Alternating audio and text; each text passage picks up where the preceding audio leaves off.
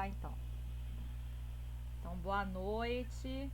Tá Esse bom. é o nosso primeiro aulão, né, do pré-vestibular Tavares Baixo, bloco interdisciplinar. Eu sou a Vanessa, eu vou só fazer a parte introdutória, né? Essa aula vai ser sobre o tema da COP 30, e Uhum. o COP 30 significa Conferência das Partes da Convenção do Quadro das Nações Unidas, né? E esse ano, felizmente, acontecendo no Brasil, então a grande importância. E aí o eixo hoje de discussão vai ser biologia, geografia e sociologia, e a matemática só para ver como que é uma ferramenta que a gente pode usar na área de conhecimento. Então, em outros anos passados, né, a COP 30, 30 porque é a 30ª COP, né?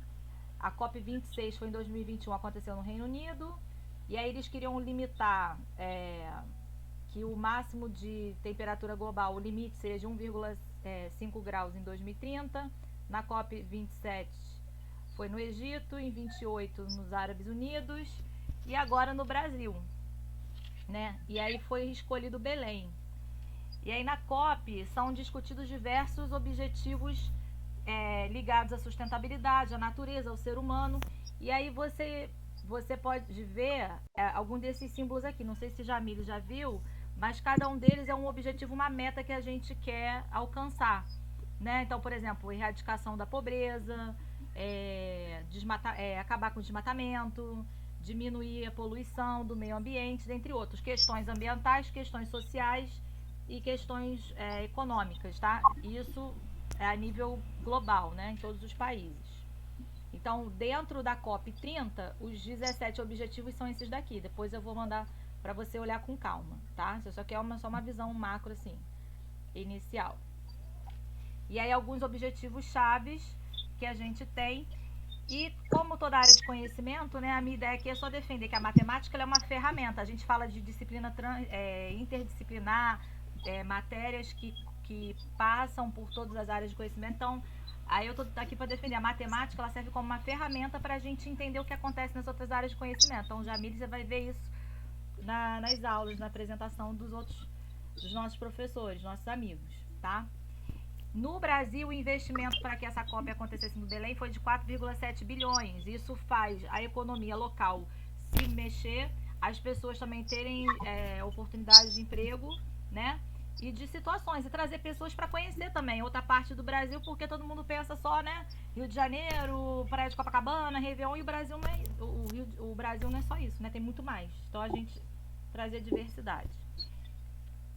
E aqui a importância e diversidade que o nosso país tem, né?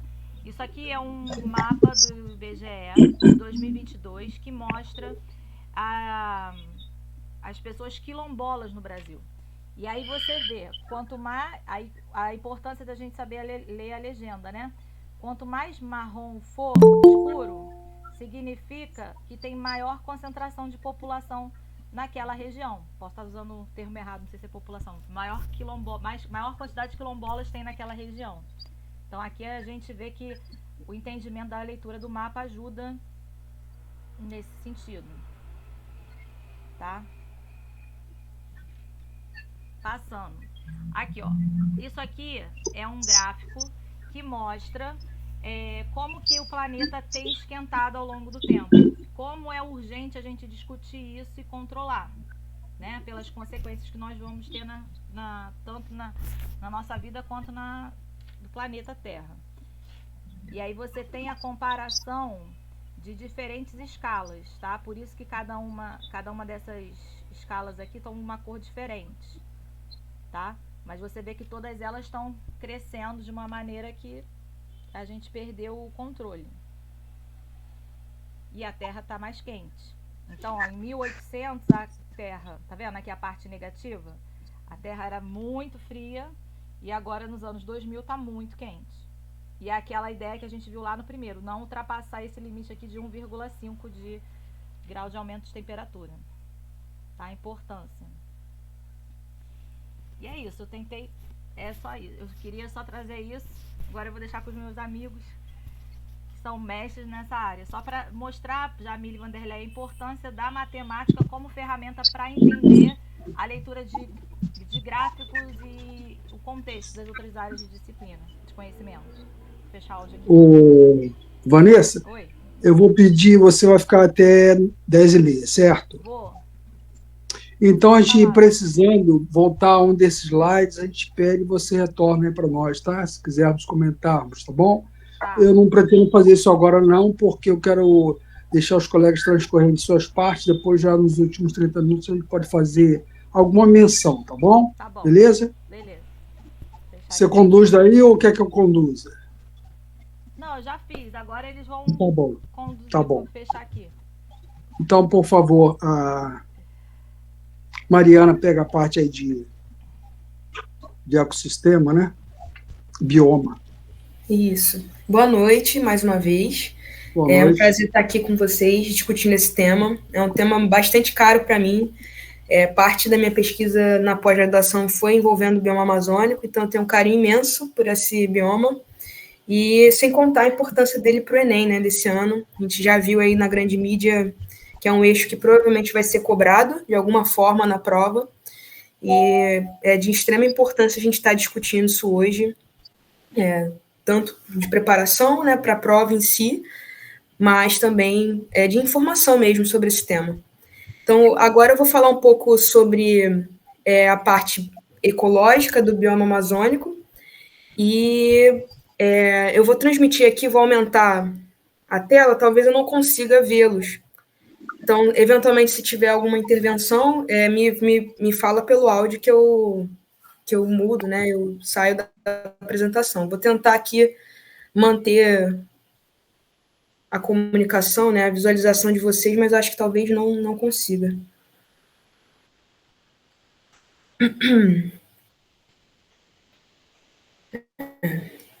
Acho que...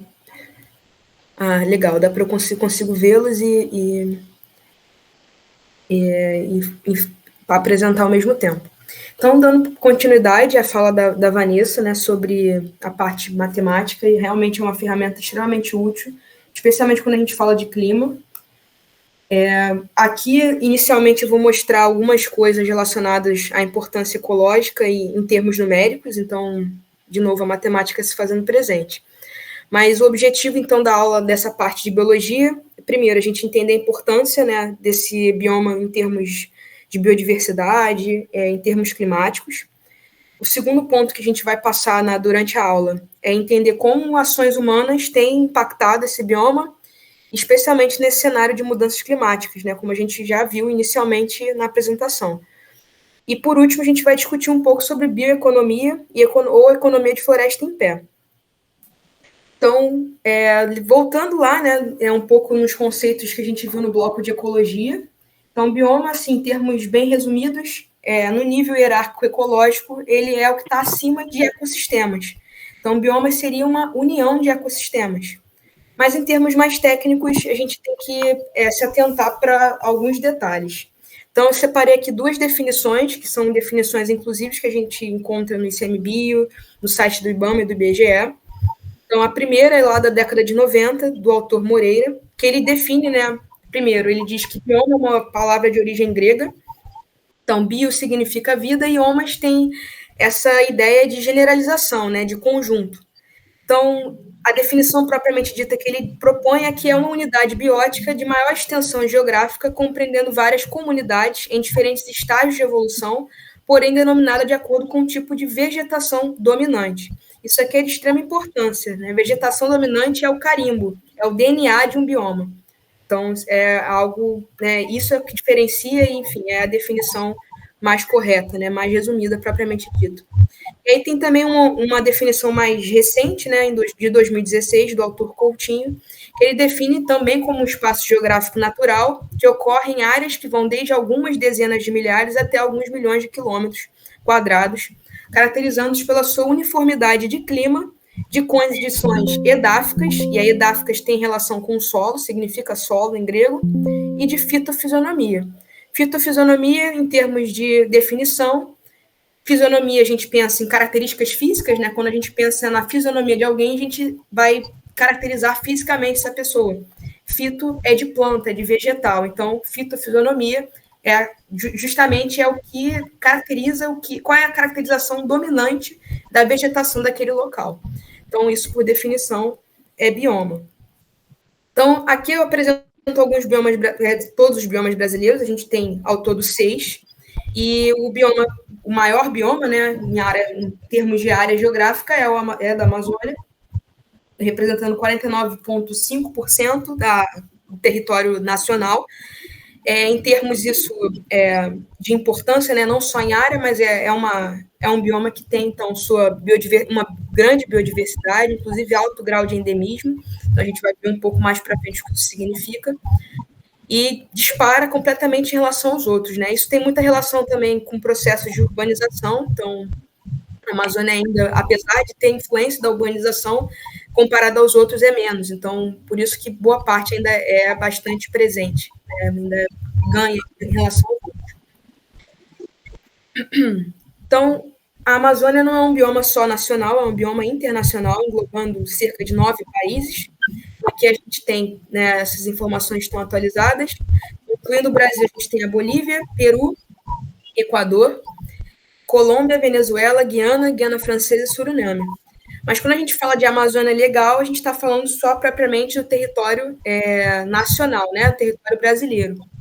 E uma coisa curiosa, assim, uma coisa que eu gostaria de destacar desse mapa, é que aqui em amarelo é a Amazônia legal, a Amazônia brasileira, mas também, né, no bioma amazônico, a gente também inclui Maranhão, Tocantins e Mato Grosso. Então, quando a gente pensa em bioma, a gente não está pensando no início e no fim geográfico ali certinho, né? Então, tem áreas de transição entre um bioma e outro. Então, por isso que esses estados ainda são contemplados e estão dentro desse bioma. É só uma curiosidade, uma característica que eu gostaria de destacar, porque às vezes, quando a gente pensa em Amazônia, a gente só pensa na região norte. Mas ela ainda tem alguma remanescência dela presente em estados, por exemplo, do centro-oeste e nordeste. Deixa eu passar aqui. Conseguiram acompanhar? Estão no slide de importância ecológica certinho? Uhum. Beleza. Uhum.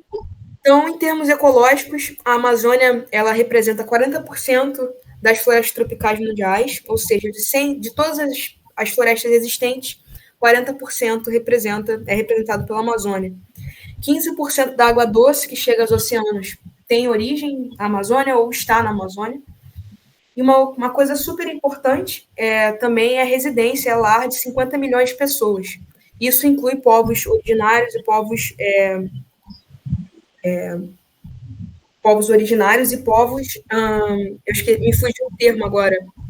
Me desculpa por isso. Originais? Não originais, mas eu vou lembrar daqui a pouco. Não, tem um outro termo melhor para isso. Tradicionais. Desculpa. Tradicionais. Originários, né? Isso, ribeirinhos, quilombolas, como a gente tinha visto na apresentação da Vanessa. Então, quando a gente pensa em preservação, a gente também tem que pensar nas pessoas que estão ali, que vivem e dependem desse local. Então, não é só da biodiversidade ali em termos, né, não humanos, mas também humanos, né? E isso inclui também diversas culturas, enfim, N coisas envolvidas do ponto de vista antropológico. Então, a preservação da Amazônia também passa por esse pensamento, por essa perspectiva. Então, é um bioma que é super diversificado, em termos tanto fauna quanto de flora, apresenta alto grau de endemismo. O que isso significa? Tem espécies que vivem na Amazônia que só ocorrem na Amazônia. Então, se você destrói ou se você acaba com essa espécie, ela não existe em nenhum outro lugar do mundo. Você perde, você extingue essa espécie. Isso, em termos ecológicos, é uma grande perda em N aspectos, que a gente pode discutir ao longo da apresentação ou no debate. Em termos de área, né, representa 5 milhões de quilômetros quadrados e engloba aí 8 estados brasileiros, como a gente tinha visto aqui.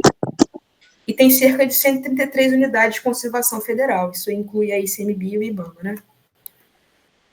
Então, aqui em termos numéricos mais precisos, né? Então, em diferentes grupos aí de biodiversidade, né? A gente tem cerca de 311 espécies de mamíferos, 550 espécies de répteis, 163 espécies de anfíbios, sendo 12 espécies endêmicas, ou seja, que só ocorrem lá na Amazônia, 1.000 espécies de aves, também com grau de endemismo de 32 espécies, peixes representam cerca de 3.000 espécies, e a flora tem cerca de 13.229 espécies de vegetais, sendo 2.956 espécies endêmicas de plantas. E aqui a gente vai falar um pouco sobre os rios voadores, então a importância ecológica da Amazônia para além da Amazônia. Então, a Amazônia também é importante na regulação do clima, na chuva que a gente tem aqui no Sudeste, e é justamente por esse fenômeno. Então, como o nome já sugere, rios voadores são massas de água que se acumulam na atmosfera e é o que justamente faz chover, né, no centro-oeste, sul e sudeste do Brasil. E é muito bonito esse termo e esse processo ecológico, porque ele ocorre, né, primeiro, né, com a ação do sol, ocorre a evaporação da água presente no Oceano Atlântico e a evapotranspiração da água presente nas plantas amazônicas. Então, esse acúmulo, né, essa evaporação de água, ela fica na atmosfera e ela é carreada, né, por movimentos de massa tanto oceânicas quanto atmosféricas para o lado dos Andes, né, da Cordilheira dos Andes. E quando chegam na Cordilheira dos Andes, por ser uma massa de um bloco de terras, enfim, uma cordilheira absurdamente grande, essa massa de ar bate na Cordilheira dos Andes e retorna dessa forma para o centro-oeste, sul e sudeste do Brasil. Então, em termos de definição, são cursos de água atmosféricos. E isso define, né, isso delimita. Então, quando a gente impacta a Amazônia em termos de desmatamento, quando a gente destrói as árvores lá presentes, por exemplo, a gente faz a seca aqui no Sudeste. A gente tem um verão, por exemplo, super quente e com pouco reservatório de água, por exemplo, como a gente tem visto nos últimos anos. Então, os rios voadores são esse processo ecológico de super importância para a regulação climática e pluviométrica, né, do Brasil. Porém, o bioma ele tem sofrido, né, como eu já dei esse spoiler no início da apresentação em alguns momentos, diversos impactos humanos. A gente tem como principal o desmatamento e a agropecuária, que eu vou juntar os dois termos porque eles são bastante, né, do ponto de vista do Brasil, bastante unidos. Então, a destruição de área vegetal para fins, né, às vezes até mesmo ilegais, mas nesse caso, para fins comerciais de agropecuária, né, de gado e de monoculturas, né, de commodities brasileiras, a gente tem ameaçado o bioma amazônico e gerado uma série de instabilidade nesse bioma. A silvicultura de espécies exóticas, lembrando que silvicultura é o manejo, né, o cuidado com a terra. Isso por si só não é ruim. O problema agora é a implementação de espécies exóticas, ou seja, espécies que não existiam no bioma amazônico estão sendo implementadas para tentar suprir esse desmatamento. Então, um grande exemplo é o eucalipto. A tilápia também, infelizmente, é uma das espécies que tem sido cultivadas na Amazônia e não são de lá. Isso tudo também gera instabilidade na cadeia alimentar, né, da Amazônia, não gera estabilidade no sentido de essas espécies não têm provavelmente predadores de topo ou organismos que se alimentam delas, então podem crescer de forma exagerada, exacerbada, e isso também gera desequilíbrio. Então, essa é uma outra ameaça super delicada e que, enfim, é bastante comum na Amazônia. A mineração também é algo bastante comum. E aqui eu queria dar até um parêntese sobre esse tópico, porque em florestas tropicais, em geral, tem uma característica geográfica e geológica muito interessante, porque como ali tem um bloco, né, uma área vegetal muito densa, os blocos, né, o solo ali embaixo dessa floresta, ele é super preservado. E super preservado no sentido de existem milhares de anos ali de solo e de camadas de solo acumulando diversos minerais. Então, a Amazônia, por exemplo, ela é rica em ferro, em cobre, em manganês, em ouro. Por isso que a atividade de mineração é tão presente nesse bioma, inclusive feita por grandes empresas, né, internacionais até. A urbanização, né, devido a esse processo de intensificação de agropecuária e mineração, você exige uma mão de obra presente nesse local, isso por si só gera ali um balanço, né, efervescência econômica, mas também chega mais pessoas. Então, isso intensifica a urbanização e para construir cidade a gente tem que necessariamente, infelizmente, destruir floresta. E a pecuária também, A pecuária, do ponto de vista sustentável, quando respeita o ciclo de vida dos peixes, não é um problema. O problema é a pecuária predatória, né? Quando você não tem controle, muitas vezes isso é feito de forma ilegal. Você pesca no período reprodutivo dos peixes, e aí isso gera um desequilíbrio populacional, que pode também, inclusive, levar à extinção local de uma espécie. Então, aqui é um gráfico. Não se assustem, dona Jamile, não se assuste, por favor, não é um gráfico complexo, eu vou tentar torná-lo mais simples de visualização e entendimento.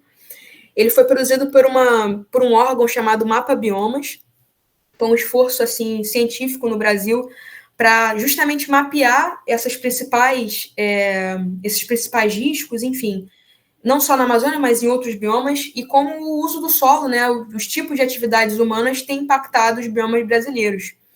Eles fazem esse trabalho através de análise de satélite, e nesse caso da Amazônia, eles pegaram um recorte de 30 anos, de 85 a 2023. Esse é o mais recente, provavelmente está sendo produzido outro, né, para a próxima década, mas até agora o que a gente tem de informação é até 2023.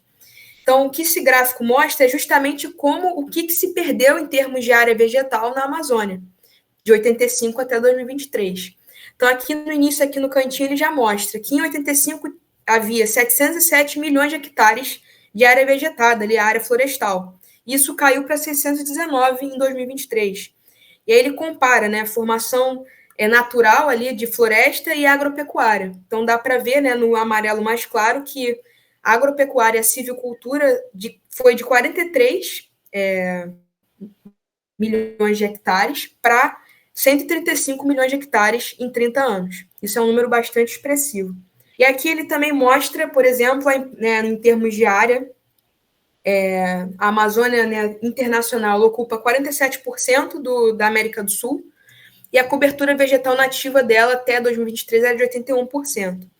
Nesse gráfico menor aqui, né, nessa parte circular que ele mostra, é biomas, né, do ponto de vista internacional. Né? A Amazônia, comparado com outros biomas presentes nos países que a gente viu anteriormente, né, que tem a Amazônia também, ela se destaca. Né? O bioma amazônico ainda é predominante até nesses outros países também.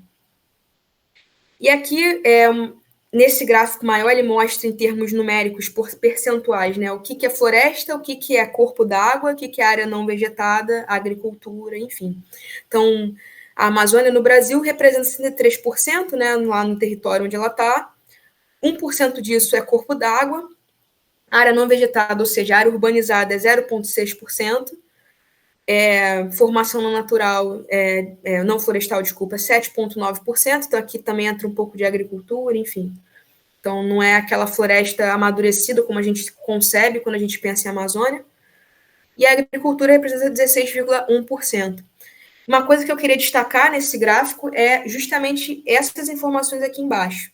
Então, a perda líquida em 30 anos na Amazônia foi de 11,9%. Em concomitância disso, houve um crescimento de 3,1% de agricultura e pecuária. Então, são atividades intrinsecamente relacionadas. Quando você aumenta a agropecuária na Amazônia, você diminui a área florestada.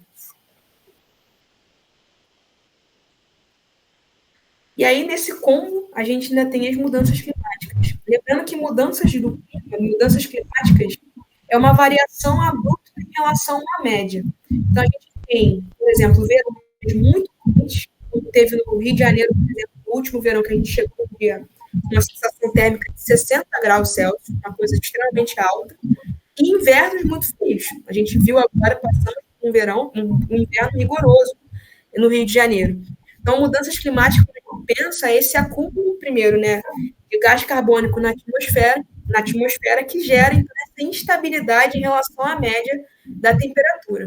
A gente tem sempre cenários muito extremos e nunca algo estável. Então, justamente essa instabilidade em termos amazônicos, a gente tem alterações no regime de chuva, ou seja, a chuva se concentra em menos dias. Então, você tem um volume muito alto em poucos dias. Ela não se dilui durante o período que ela tem que se diluir. Na Amazônia, a gente tem 2 períodos, né, vamos dizer assim, de estação. O verão amazônico e o inverno. O inverno é justamente o período de chuva e o verão é o período de seca. No inverno amazônico, há inundações de cidades, porque o volume de chuva é muito concentrado em poucos dias.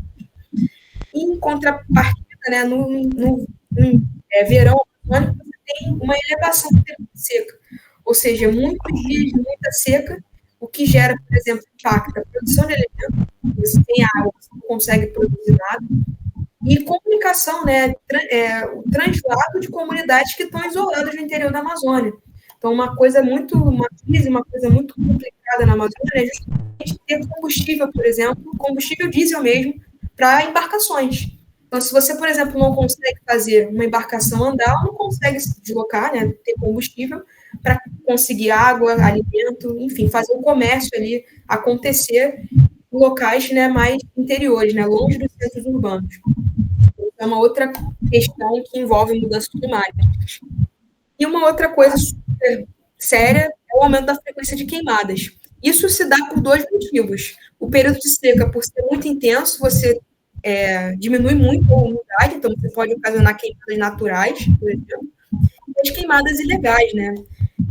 Que são, de fato, feitas intencionalmente por pessoas de forma completamente irregular, que também gera um problema absurdo, né? Você pode devastar hectares de floresta dessa forma. E a própria madeira da floresta também alimenta o fogo. Então, normalmente são catástrofes, né, quando isso ocorre. E existe uma força-tarefa muito grande. Mas isso, por si só, é a maior fonte de emissão de gás carbônico no Brasil, por exemplo. E gás carbônico, como a gente viu, tem totalmente associação com as mudanças climáticas e com a intensificação de todos esses problemas. Então, mudanças climáticas não é algo para o futuro. Infelizmente, a gente já está vivendo agora. Então, essa alteração de condições pluviométricas, né, de chuva e seca, alteram rios na Amazônia. Então, você tem momentos de, por exemplo, Rio Negro, Rio Amazonas, completamente secos, ali, diminuindo drasticamente a densidade da água. Então, isso tudo impacta em termos, não só de biodiversidade, mas economicamente também. Então, dessa forma, 1/3 da população na Amazônia já sente esses efeitos. Então, é um problema que a gente está lidando já nesse momento. Não é mais para 2030, 2050, 2100. A gente já está vendo as consequências disso na atualidade. Mas não gostaria de sair dessa apresentação num tom pessimista. Pelo contrário, acho que estudando vida, eu tento sempre me manter otimista e tentar sempre cultivar pensamentos que a gente consegue reverter isso. Existem caminhos para se reverter isso, e é justamente essa parte agora que a gente vai falar um pouco sobre quais possibilidades de resolução desses problemas. Então, a primeira coisa super importante é ampliar as protegidas e terras indígenas. Então, quando a gente pensa em povos originários, povos tradicionais, especialmente indígenas, são grupos de pessoas que lidam com a terra, lidam com a natureza há milhares de anos. Eles têm tecnologias milenares para cuidar da natureza. Então, se você amplia áreas protegidas, dá dignidade para essas pessoas, elas fazem perfeitamente melhor que qualquer especialista o cuidado da floresta. Então, isso é de extrema importância para mudar esse cenário e mitigar esses problemas. Fortalecimento da fiscalização com tecnologias de satélite e inteligência artificial. Isso também já tem sido iniciado, a implementação dessas técnicas. Alguns países europeus, por exemplo, já exigem esse tipo de fiscalização para a compra de carne, enfim, da pecuária brasileira, para justamente mapear se é algo ilegal ou não. E se for ilegal, eles não compram em muitos casos, então há um prejuízo econômico. Então, essa preocupação, tanto governamental quanto para a indústria, né, para os empresários, já tem sido algo no radar, né? Implementar a política de reflorestamento com espécies nativas, como a gente viu lá, espécies exóticas causam problemas e desequilíbrios ambientais, então pensar em reflorestamento é priorizar espécies nativas. E a educação climática para populações urbanas e rurais, então isso é extremamente, assim, estar por dentro do clima hoje é a mesma coisa, equiparável a saber ler e escrever em 1700, por exemplo. Então, hoje, para pensar em cidadania, pensar em formas de se posicionar no mundo, a gente precisa estar antenado sobre o que está acontecendo com o clima, porque isso impacta e vai impactar a nossa vida diretamente daqui para frente. E promover a bioeconomia sustentável, baseada em extrativismo não predatório, que é a famosa economia da floresta em pé, que é o que a gente vai ver agora. Então, em definição, essa economia é um modelo que busca conciliar o desenvolvimento econômico com a conservação dos ecossistemas florestais. Em vez de explorar a floresta de forma predatória, a ideia é utilizar os recursos naturais de maneira sustentável, garantindo a preservação da biodiversidade, a regulação do clima e a manutenção de serviços ecossistêmicos. Então, aqui eu só queria dar essa definição que serviços ecossistêmicos é tudo aquilo que a natureza dá para o homem. É bem bastante do ponto de vista humano aqui. Então, em termos de bem-estar, até em termos espirituais, em termos de alimentação, em termos de recursos hídricos, isso a gente define como serviços ecossistêmicos.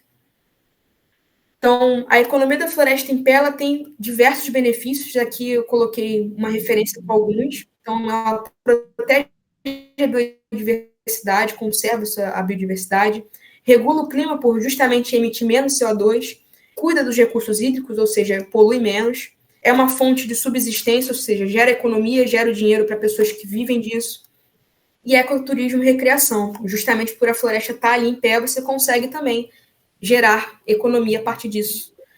E aqui eu trago em termos numéricos que, por exemplo, a economia atual, a gente com a agropecuária, por exemplo, a cada 100 hectares, a pecuária emprega cerca de 1 a 2 pessoas. E a sojicultura, meio a um empregado, né? Uma pessoa. Meio porque aqui também leva em consideração tecnologias. E aí, quando a gente pensa em termos de floresta em pé, de sociobioeconomia, sistemas agroflorestais geram 20 a 40 empregados a cada 100 hectares. Ou seja, o número aqui duplica. Exato. Trazendo um amplo benefício das populações, especialmente na Amazônia. Então, nesse gráfico aqui ficou um pouquinho pequeno, mas eu vou resumir ele. Ele compara em termos da economia, da agropecuária atual e da proposta da floresta em pé. Então, o cenário amarelo é o atual e o verde seria, né, a possibilidade de uma economia da floresta em pé. Então, em termos de restauração, até 2050, né, que é uma outra meta assim, estipulada pela ONU. Se a gente manter o ritmo atual, a gente só conseguiria conservar 24 milhões de hectares. Agora, se a gente muda esse cenário e propõe atividades agroflorestais, a gente sobe esse número para 81, desculpa. Então, 4 vezes mais. Em termos de fontes de energia, por exemplo, combustíveis fósseis, a agropecuária atualmente usa em comparação, 82%, e a economia da floresta em pé utilizaria 6%, utiliza 6%, porque essa economia ela já existe, só que em pequena escala, né? Então, aqui em emissões de CO2, por exemplo, em emissão, a agropecuária atual emite 43,6. Aqui ele coloca em gigatoneladas de CO2, enquanto a economia, sociobioeconomia, 7,7. Então, são números bem discrepantes. Aqui, em termos de emprego, né, como eu já havia falado anteriormente, então ele coloca em termos equiparados, né? E o uso do solo, então, em todos os cenários, a gente tem, por exemplo, vegetação nativa aumenta na economia da floresta em pé, pastagens degradadas, né, diminuem na economia da floresta em pé, que é o verde. A gente tem, então, aqui aquela coisa da agricultura, né? Então, se gera mais alimento, mais recurso, sem danificar tanto o meio, né, com a economia da floresta em pé, e as pastagens não degradadas também diminuem drasticamente. Então, isso tudo são números só para mostrar que é possível ter outras economias e outras formas de gerar renda, sem comprometer o PIB, por exemplo. A gente tem aqui o PIB interno, né, a gente vê com todos os cenários, a economia da floresta em pé, a previsão da floresta é muito maior comparado ao atual. Então, há possibilidade de mudanças e essa reflexão que eu gostaria de deixar para nosso debate futuro. Obrigada, pessoal. Espero que tenham gostado da apresentação.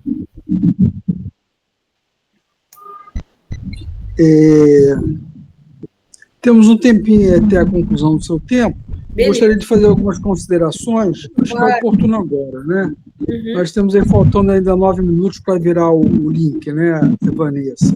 Beleza. Então, eu remeter aí a Mariana para título de esclarecimentos, até meus, talvez do nosso coletivo ou alguns outros, né? Primeiro, esclarece esse conceito de rios voadores, que ele tem duas massas de ar, né? Todas duas quentes. A massa equatorial atlântica, MEA, que tem o seu centro, digamos assim, dessa massa, sobre o Atlântico, né?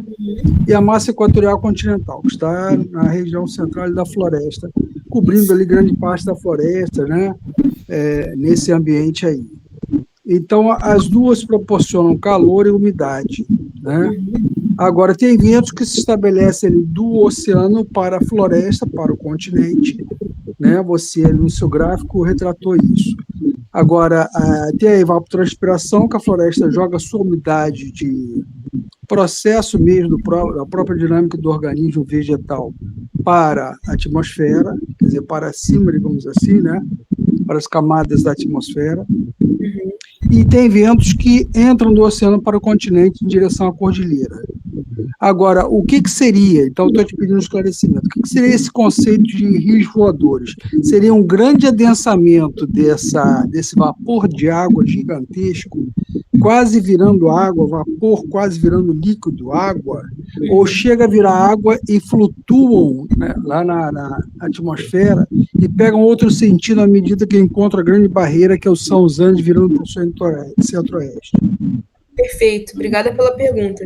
Exatamente isso, uma parte desse adensamento ali atmosférico da água vaporizada, ela volta como rio amazônico, rios, né?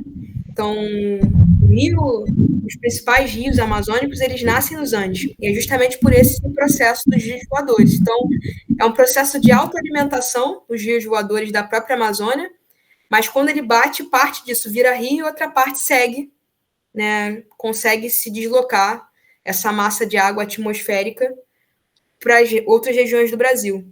Então, é um ciclo extremamente complexo, assim. Isso também, de certa forma, alimenta a falta, né, ou esses momentos de crise, de seca, também impactam os rios voadores, né? Quando você não tem evapotranspiração dessas plantas recebendo a quantidade necessária de chuva, por exemplo, ou conseguindo armazenar isso, você não consegue alimentar os rios, né, porque eles não fazem esse processo de retorno, né, no ciclo da água mesmo. E, ao mesmo tempo, a gente aqui é atingido também, porque não chega a chuva, né? Não sei se eu respondi a sua pergunta ou se eu fui... Não, tudo bem. É que esse termo, para mim, é bem recente. Veja bem, nos anos 70 estava no ensino médio. Ao final dos anos 70 para início dos 80, fiz a minha graduação em Geografia, né? Então, tive, inclusive, a disciplina Ecologia, dentre outras disciplinas ligadas à chamada Geografia Física, né? A climatologia, a geologia, a pedologia, a parte de solos, né? Então, todo esse conjunto de matérias da chamada Geografia Física, porque, na realidade, o nosso objeto é a relação sociedade-natureza, né? Então, nós temos as disciplinas sociais e esse bloco de física, né? Nós não tínhamos esse termo, rios voadores. É um termo novo, na verdade. Ele é coisa de 15 anos para cá, então já de 2010, 2008, 2005 no máximo, para lá, para a atualidade. Né? Então, por isso que eu estou pedindo a você esse esclarecimento. Claro, então, a gente tem o aumento da temperatura do planeta, isso reflete também no derretimento maior ao longo do ano dos próprios Andes, descendo mais água ali, né? E quando você tem essa diferença inverno-verão, você vai ter um outro dinamismo das águas na superfície. Daí a questão até de um fenômeno recente, mas muito impactante para nós, a questão da, entre aspas, seca dos rios amazônicos. A gente via a área de solos chegando a ressecar e craquelar, ficar todos assim, igual um azulejo, aquele azulejo irregular, aquele piso irregular, né? Como se tem no Nordeste, no sertão, no interior do Nordeste, né? Exatamente. Dado o ressecamento do solo em certas áreas lá, ou o baixo nível tão grande dos rios amazônicos, que até as comunidades indígenas se assustavam, porque nunca tinham boto morto por falta de volume de água. Total. Eles encontravam numa manhã e ficavam atormentados. No dia seguinte, já viram 20 botos mortos na sua localidade. Teve uma tribo que vivenciou isso. Então, eles ficaram extremamente enlouquecidos. O que está havendo com a natureza? Que a gente sempre entendeu aqui o bioma, o ecossistema que vivemos aqui diretamente nessa localidade, como é que essa coisa está nos impactando dessa maneira tão enlouquecedora, né, digamos assim. Né? Só tentando sistematizar alguns dados que vocês colocaram, você e Vanessa, nós temos aí 50 milhões de moradores na Amazônia. Ela é metade do Brasil, né? 49, sim, quase 50, quase metade do território brasileiro, né?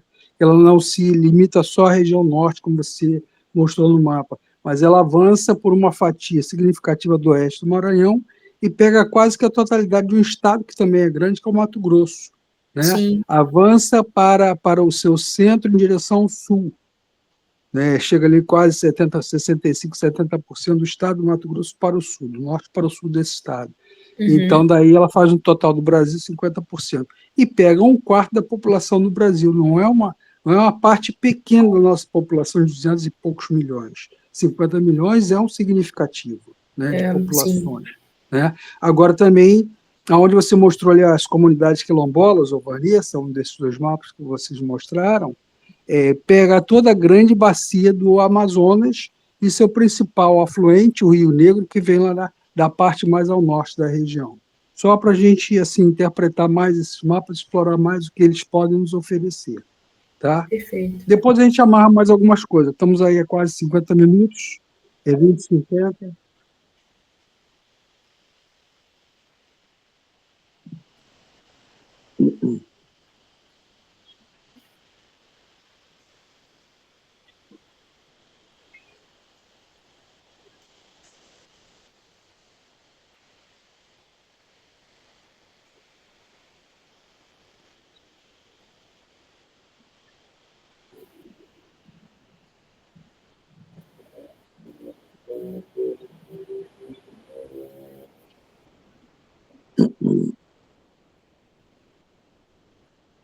Uhum.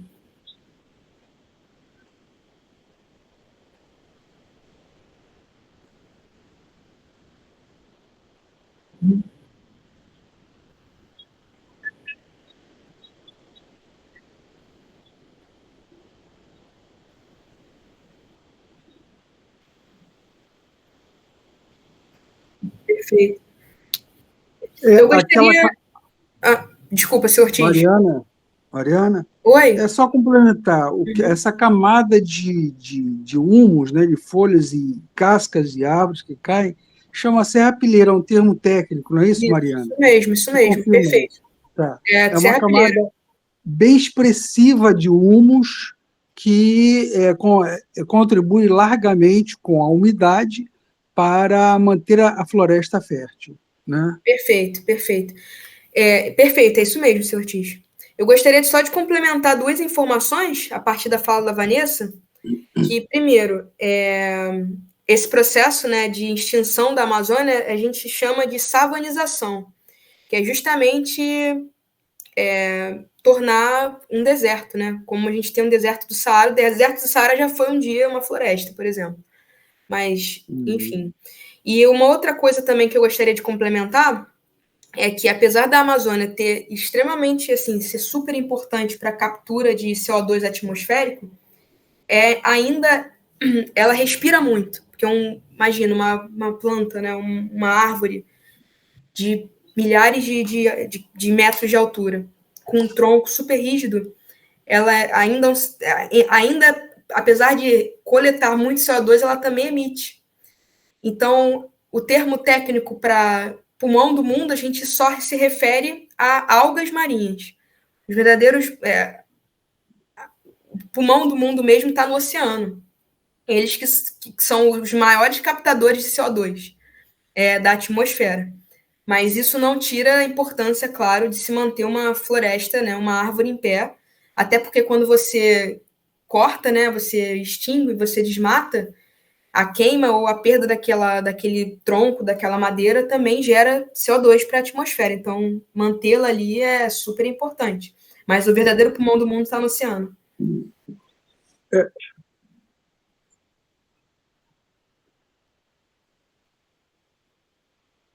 Uhum.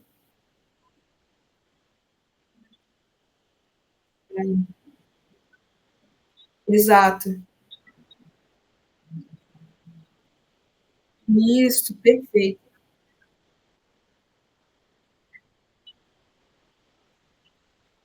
Perfeito, perfeito. Exatamente isso. Ô, Mariana, esclarece também, por favor. Essa relação, você falou que o oceano capta CO2, não é isso? Isso.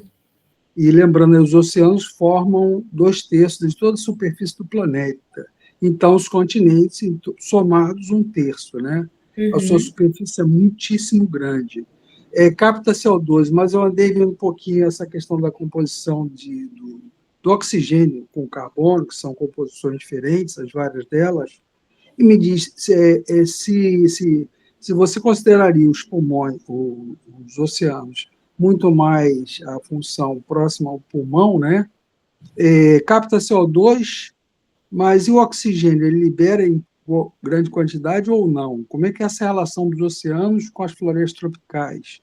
Né? Você poderia Perfeito. estabelecer essa relação? Sim. Então, através da fotossíntese realizada pelas algas, pelo fitoplâncton oceânico, é justamente aí que ocorre a produção, a captura do CO2 e produção de oxigênio. É justamente a respiração. Então, por serem seres microscópicos, né, as algas, estarem em grande quantidade, então, em biomassa, elas são, vamos dizer assim, pouco, né, em termos comparado a uma árvore. Então, estruturalmente, precisa se produzir menos biomassa, então a alga consegue muito mais capturar CO2, fazer seu metabolismo e devolver O2 para a atmosfera. Em melhor eficiência comparada a uma árvore, por exemplo, que precisa ali se manter, ter toda a sua biomassa e estrutura ali vegetal, né, enfim, para conseguir se manter, né, vivo. Então, a eficiência do fitoplâncton das algas é muito maior fazendo a fotossíntese e liberando, capturando CO2 e liberando O2. Por isso que você, no seu pensamento, você marca essa posição de os oceanos, eles se constituem muito melhor nessa expressão pulmão do mundo que as florestas tropicais tomadas, não é isso? Exato, exatamente. Somando aí com a informação que eu lembrei, né? 2/3 da superfície do planeta são oceanos, né? Apenas Exato. 1/3 são os continentes. E desse 1/3 dos continentes, as áreas florestas tropicais há uma área menor, expressivas, porém menor do que 1/3, né? Sim. Tá bom? Obrigado.